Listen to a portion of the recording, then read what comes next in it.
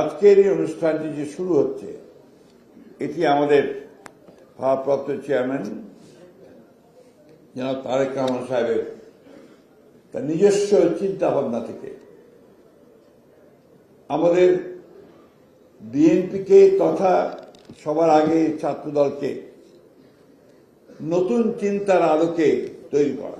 এটা একটা সৃজনশীল চিন্তা এবং একটা কথা আমাদের সবসময় মনে রাখতে হবে যে 24শে জুলাই গোটা বাংলাদেশের মানুষের মন মানসিকতা সেই সঙ্গে তরুণ সমাজের মন মানসিকতার অনেক পরিবর্তন এনে দিয়েছে।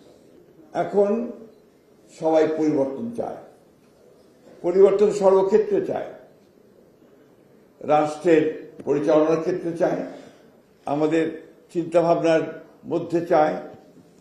আমরা একটা নতুন বাংলাদেশ দেখতে চাই, এই চিন্তাটা সকলের মধ্যে এসছে এবং এটাই এসছে যে সেই পুরনো ধাঁচের যে রাষ্ট্র কাঠামো, সেই রাষ্ট্র কাঠামো এখন আর উপযোগী থাকছে না।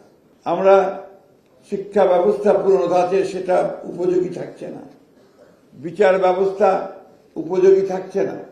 আমাদের সার্বিক যে রাষ্ট্রের যে উন্নয়নের বিষয়গুলো আমরা এতদিন ধরে যেভাবে চিন্তা করেছি সেগুলো যেন পিছিয়ে পড়েছে, সেগুলো দিয়ে কোনো কাজ হচ্ছে না। ফ্যাসিস্ট আওয়ামী লীগ সরকার এই 15 বছরে তার দুঃশাসনের মধ্যে দিয়ে এই কাজটা করে গেছে, বাংলাদেশের সমস্ত প্রতিষ্ঠানগুলোকে ধ্বংস করে দিয়ে গেছে।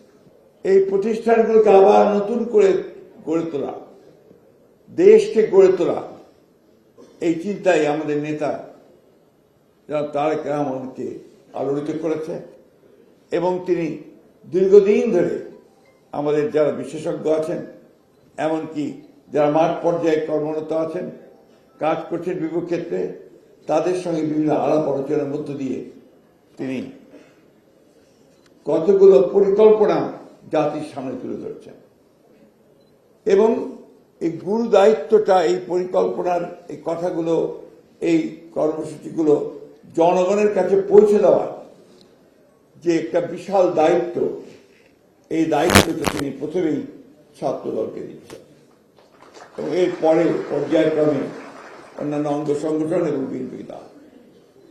এই বিষয়টা কিন্তু বিএনপি রাজনীতিতে নতুন, কারণ আমরা যেটা জানি যে নির্বাচনের পূর্বে একটা ম্যানিফেস্টো তৈরি করা হয়, সেই ম্যানিফেস্টোতে আমরা কি কি কাজ করব ভবিষ্যতে দেশের জন্য আগামী 5 বছরে, সেই ম্যানিফেস্টো তুলে ধরা হয়। এখানে তার পূর্বেই যারা